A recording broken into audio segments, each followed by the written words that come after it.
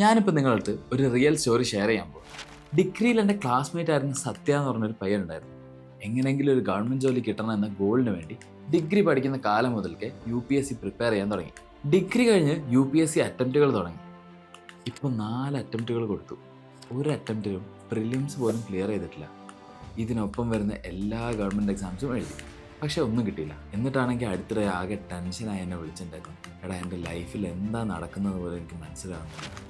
ഇപ്പോൾ 28 വയസ്സായി, ഇതുവരെ ഒരു ജോബില്ല, ഇപ്പോഴും പാരൻസിൻ്റെ പൈസയിലാണ് ജീവിക്കുന്നത്, എനിക്കാകെ യൂസ്ലെസ് ആയി തോന്നും എന്നൊക്കെ പറയും. അവനാകെ വിഷമിച്ചിട്ടാണ് വിളിച്ചത്. എന്നിട്ട് 32 വയസ്സ് വരെ ശ്രമം നിർത്തില്ലെന്നും അവൻ പറയുന്നുണ്ട്. കഴിഞ്ഞ ആഴ്ച പോലും അവൻ എക്സാം എഴുതി. ഇനിയുള്ള 2-3 വർഷത്തിനകത്ത് കിട്ടിക്കഴിഞ്ഞാൽ ഈ 10 വർഷത്തെ ആ ഒരു സ്ട്രഗിൾ ഉണ്ടല്ലോ, അത് വേർത്തിട്ടാണെന്നാണ് അവൻ പറയുന്നത്.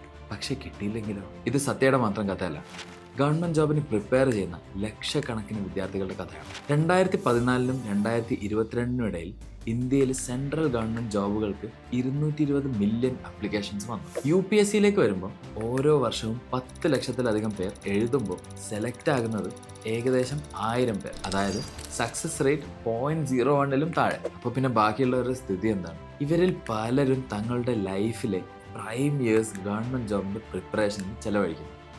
ശരിയായ ഭക്ഷണമില്ലാതെ, പാരൻസിൻ്റെ പൈസയിൽ, ലൈഫിൽ എൻ്റർടൈൻമെൻറ്റ് പോലും ഇല്ലാതെ കഴിയുന്നു.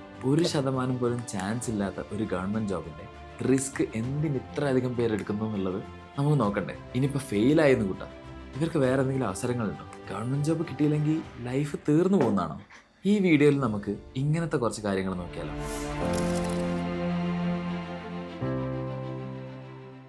ഇന്ത്യയിലെ ഗവൺമെൻറ് ജോബുകൾ ഇത്ര വലിയൊരു ഒബ്സഷനായി മാറുന്നത് എന്തുകൊണ്ടാണ്?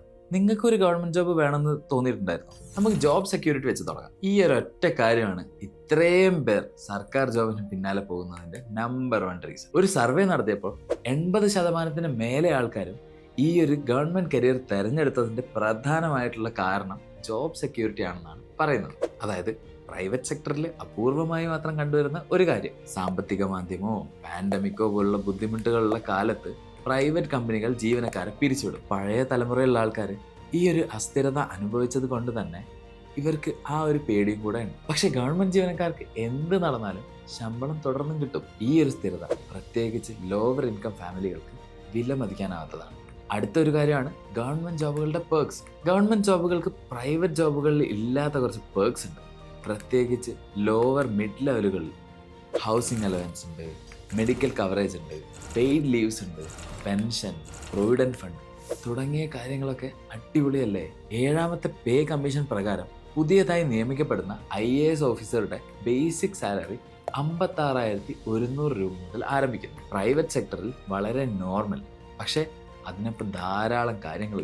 ഓഫീസർമാർക്ക് റെന്റ് ഫ്രീ അല്ലെങ്കിൽ ലോ റെന്റ് ആയിട്ടുള്ള ഒഫീഷ്യൽ ഹൗസിംഗ്, അതും പ്രൈം ലൊക്കേഷനുകളിലെ ബംഗ്ലാവുകളിൽ. IAS ഓഫീസർമാർക്കാണെങ്കിൽ ഡ്രൈവറോട് കൂടിയ വാഹനങ്ങൾ ഒഫീഷ്യൽ ഉപയോഗത്തിന്, cook, made, Gardner, security guard സർവീസുകൾ, വൈദ്യുതി, വെള്ളം, ഗ്യാസ് എന്നീ എല്ലാ കാര്യങ്ങൾക്കും സബ്സിഡി, ഫ്രീ മൊബൈലും ഇന്റർനെറ്റ് സർവീസുകളും പലപ്പോഴും ഉണ്ടാവാറ്. ഇന്ത്യയിലെ ഒഫീഷ്യൽ യാത്രകൾക്ക് highest class accommodations, life time pension, retirement ബെനിഫിറ്റുകൾ.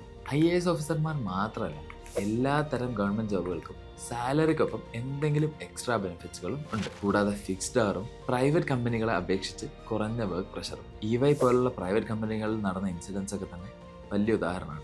പിന്നെ പ്രസ്റ്റീജും റെപ്യൂട്ടേഷനും വേറെ. ഇന്ത്യൻ സമൂഹത്തിൽ ഒരു ഗവൺമെൻറ് ജോബ് ഉണ്ടെങ്കിൽ റെസ്പെക്റ്റ് കിട്ടുന്നത് നിങ്ങൾക്ക് നേരിട്ട് തന്നെ അറിയാൻ പറ്റും. സോഷ്യൽ മീഡിയയിലൊക്കെ നോക്കുകയാണെങ്കിൽ തന്നെ റീലുകളിലും ഷോർട്സുകളിലൊക്കെ ഗവൺമെൻറ് ഉദ്യോഗസ്ഥന്മാരെ വാഴ്ത്തി കാണിക്കും.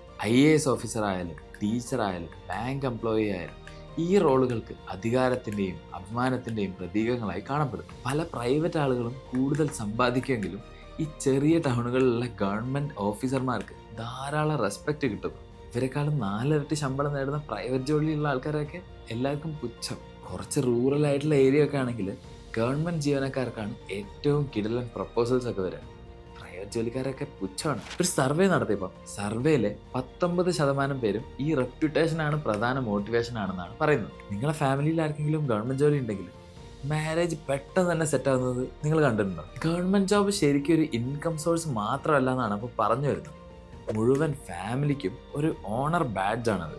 യൂഗോ എന്ന സർവേയുടെ റിസൾട്ട്സ് പുറത്തു വന്നപ്പോൾ ഏകദേശം 8% പേരും പാരന്റൽ പ്രഷറാണ് ഈ ഗവൺമെന്റ് ജോബ്സ് നോക്കാനുള്ള പ്രധാന കാരണമായിട്ട് പറഞ്ഞിട്ടുള്ളത്. ഈ മൈൻഡ് സെറ്റ് പലപ്പോഴും 1991 സാമ്പത്തിക ലിബറലൈസേഷന് മുമ്പ് വളർന്ന പഴയ തലമുറയിൽ നിന്നാണ് വരുന്നതെന്നാണ് ആൾക്കാർ കണ്ടെത്തിയിട്ടുള്ളത്. ഇത് പക്ഷേ ഗവൺമെന്റ് ജോബുകളുടെ ഒരു പുള്ള് മാത്രമല്ല, നല്ല അൾട്ടർനേറ്റീവ്സ് ഇല്ലാത്തതിൻ്റെ ഒരു കുറവും കൂടെയാണ് ശരിക്കും കാണിക്കുന്നത്.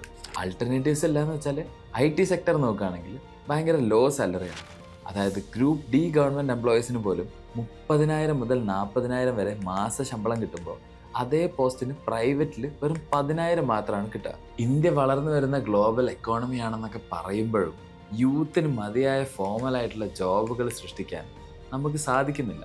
ഏകദേശം 90% ജോബുകളും ഇൻഫോർമൽ സ്വഭാവത്തിലുള്ളവയാണ്. ഇന്റർനാഷണൽ ലേബർ ഓർഗനൈസേഷൻ ILO പ്രകാരം ഇന്ത്യ ലോകത്തിലെ ഏറ്റവും വലിയ ഇൻഫോർമൽ എക്കോണമികളിൽ ഒന്നാണ്. 400 മില്യണിലധികം വർക്കേഴ്സ്, ലോ പേ, സോഷ്യൽ സെക്യൂരിറ്റിയോ ലീഗൽ പ്രൊട്ടക്ഷനോ ഇല്ലാത്ത ജോലികൾ. ബാക്കി പേരാണെങ്കിൽ ജോലി ചെയ്യുന്നത് കൃഷി പോലുള്ള ഇൻഫോർമൽ ആയിട്ടുള്ള ജോലികളിലാണ്.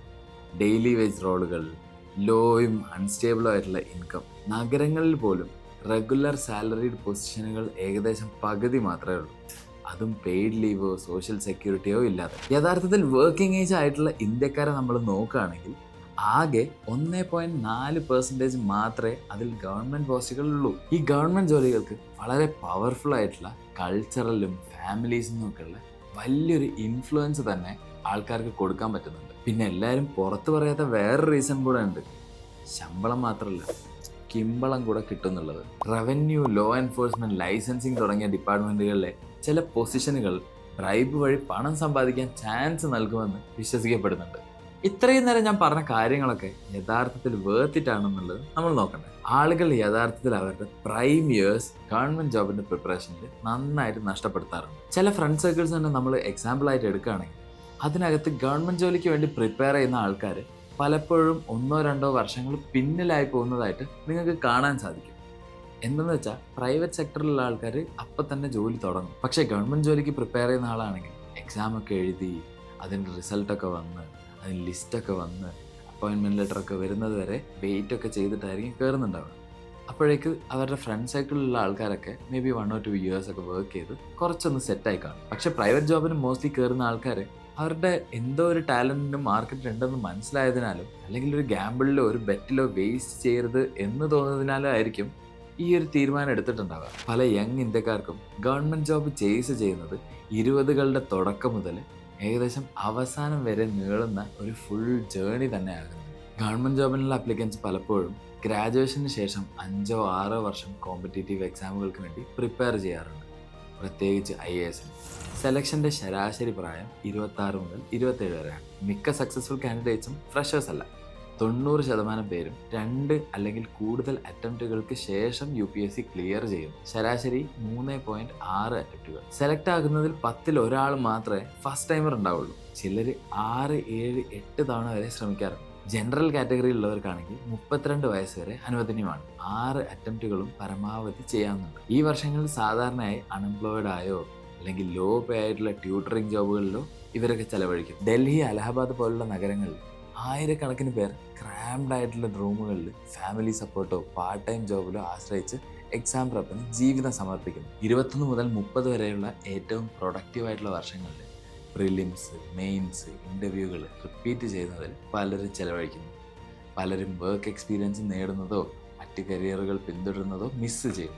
നമ്മൾ കണ്ടതുപോലെ ഗവൺമെൻറ് ജോബിന് പ്രിപ്പയർ ചെയ്യുന്ന എല്ലാവരും സക്സസ്ഫുൾ ആകുന്നില്ല. ഇനി നമുക്ക് സ്റ്റേറ്റ് ഗവൺമെൻറ് ജോബുകളെ കുറിച്ച് നോക്കിയാലോ. Group 1, group 2, constable, SI, TET തുടങ്ങിയ സ്റ്റേറ്റ് ലെവൽ എക്സാമുകളും ഇതുപോലെ തന്നെ കോമ്പറ്റേറ്റീവ് ആണ്. ലക്ഷക്കണക്കിന് ആസ്പിറൻസിന് ഇത് ആകർഷിക്കുന്നുമുണ്ട്. ഈ എക്സാമുകളിലുള്ള ഡിലേകളും ക്യാൻസലേഷനുകളും പേപ്പർ ലീക്കുകളും നോട്ടിഫിക്കേഷനിലെ പോളിസികളിലെ മാറ്റങ്ങളും ആസ്പിറൻസിനെ വർഷങ്ങളുടെ അൺസർട്ടനിറ്റിയിലേക്കാണ് തള്ളുന്നത്. UPSC പോലെ തന്നെ മിക്ക സ്റ്റേറ്റ് എക്സാം ആസ്പിറൻസും പ്രൈം ഇയേഴ്സ് നല്ല രീതിയിൽ തന്നെ സാക്രിഫൈസ് ചെയ്യുന്നുണ്ട്. എന്തെങ്കിലും ഒരു ജോലി കിട്ടുമെന്നുള്ള ഒരു ഹോപ്പിലും കോച്ചിങ് ഇൻസ്റ്റിറ്റ്യൂട്ടുകളുടെ സ്കെഡ്യൂളുകളിലുമാണ് അവർ ജീവിക്കുന്നത്. ഗവൺമെൻറ് ജോലികളുടെ പ്രായപരിധി തീരുന്നത് വരെ ആളുകൾ നല്ല രീതിയിൽ പ്രയത്നിക്കുകയും ചെയ്യുന്നുണ്ട്. പക്ഷേ ഫൈനൽ അറ്റംപ്റ്റിന് ശേഷം പോലും വിജയിക്കാത്തവർക്ക് എന്താണ് സംഭവിക്കുന്നത്? അവരുടെ സ്വപ്നങ്ങളൊക്കെ ഇല്ലാതാകുമ്പോൾ അവരെന്താണ് ചെയ്യുന്നുണ്ടാവുക? ശരിക്കുള്ള കാര്യം എങ്ങനെയാണെന്നുള്ളത് നമുക്കൊന്ന് നോക്കാം. UPSC ക്രാക്ക് ചെയ്തില്ലെങ്കിലും ജേണി എപ്പോഴും വേസ്റ്റ് അല്ല. നിങ്ങൾ ഓണസ്റ്റായി പ്രിപ്പയർ ചെയ്തിട്ടുണ്ടെങ്കിൽ നിങ്ങൾക്ക് എന്തെങ്കിലും ലഭിച്ചിട്ടുണ്ടാവും. രാജ്യം എങ്ങനെ പ്രവർത്തിക്കുന്നു എന്ന് പഠിച്ചു. സൊസൈറ്റി, പൊളിറ്റിക്സ്, എക്കോണമി, ഗവേണൻസ്, മിക്ക ആളുകളും ആഴത്തിൽ പോകാത്ത കാര്യങ്ങൾ നല്ല ഡീപ്പ് ലെവലിൽ തന്നെ നിങ്ങൾക്ക് മനസ്സിലാവുന്നുണ്ടാവും. എക്സാം ക്ലിയർ ചെയ്തില്ലെന്ന് കരുതി ആ അറിവൊന്നും വേസ്റ്റ് ആവാനൊന്നും പോകുന്നില്ലല്ലോ. അത് ഇൻ്റലക്ച്വലി അല്ലെങ്കിൽ ഇമോഷണലി ഗ്രോ ചെയ്യാൻ വേണ്ടി നിങ്ങളെ സഹായിക്കുന്നു. പക്ഷേ ആ ഗ്രോത്ത് നിങ്ങളുടെ മുഴുവൻ 20s ചെലവിൽ വരരുത് എന്നുള്ളൊരു ഒറ്റ കാര്യം മാത്രമേ ഉള്ളൂ. ബാക്കപ്പ് പ്ലാനുകൾ ഇല്ലാതെ അല്ലെങ്കിൽ ഫിനാൻഷ്യൽ സ്റ്റെബിലിറ്റി ഇല്ലാതെ ക്ലാരിറ്റി ഇല്ലാതെ ഈ സമയമൊന്നും നിങ്ങൾ ചിലവഴിക്കാതിരിക്കാം. അതേസമയം നിങ്ങൾ ചുറ്റും നോക്കുകയാണെങ്കിൽ ജെൻസിയും ജെൽനാൽഫയൊക്കെ ഒരു ഡിഫറെൻ്റ് ആയിട്ടുള്ളൊരു ഇന്ത്യയിൽ തന്നെയാണ് വളരുന്നത്. IAS ഓഫീസർമാരെക്കാളും കണ്ടന്റ് ക്രിയേറ്റേഴ്സിന് ഒരു എഡ്ജ് കൂടുതൽ കിട്ടുന്നുണ്ടോ എന്നൊരു ഡൗട്ടും നമുക്കില്ലേ? യൂട്യൂബിലാകട്ടെ, ഇൻസ്റ്റഗ്രാമിലാകട്ടെ, സ്റ്റാർട്ടപ്പുകളിലൂടെ ആവട്ടെ, ഫ്രീലാൻസ് ചെയ്യുന്നതിലൂടെ ആവട്ടെ, ഇങ്ങനെ പല രീതിയിലും ആളുകൾ കരിയർ ബിൽഡ് ചെയ്യുന്നുണ്ട്. ഒരു പെർമിഷനോ സെലക്ഷനോ ഒന്നും കാത്തു നിൽക്കാതെ സ്വന്തം ലൈഫ് ലീഡ് ചെയ്യുന്നുണ്ട്. ഗവൺമെൻറ് എക്സാംസും സ്റ്റെബിലിറ്റിയും നിങ്ങളുടെ ഡ്രീം ആണെങ്കിൽ നിങ്ങളുടെ ബെസ്റ്റ് തന്നെ കൊടുക്കുക. പക്ഷേ അത് നിങ്ങളുടെ ഒരു ഐഡൻറ്റിറ്റി മാത്രമായി പോകാൻ പാടില്ല. ഒരു ടൈം ലൈൻ അതിന് വേണ്ടി വെച്ച് നല്ല രീതിക്ക് പ്രിപ്പയർ ചെയ്യാം. ഒരു ബാക്കപ്പ് പ്ലാനും കൂടെ മനസ്സിൽ കരുതിയിട്ട് വേണം നിങ്ങൾ അതിനു വേണ്ടി പുറപ്പെടാൻ. എപ്പോഴും നമ്മുടെ സ്കിൽസിനെ മൂർച്ച കൂട്ടിക്കൊണ്ടിരിക്കാൻ വേണ്ടി തന്നെ നമ്മൾ നോക്കണം.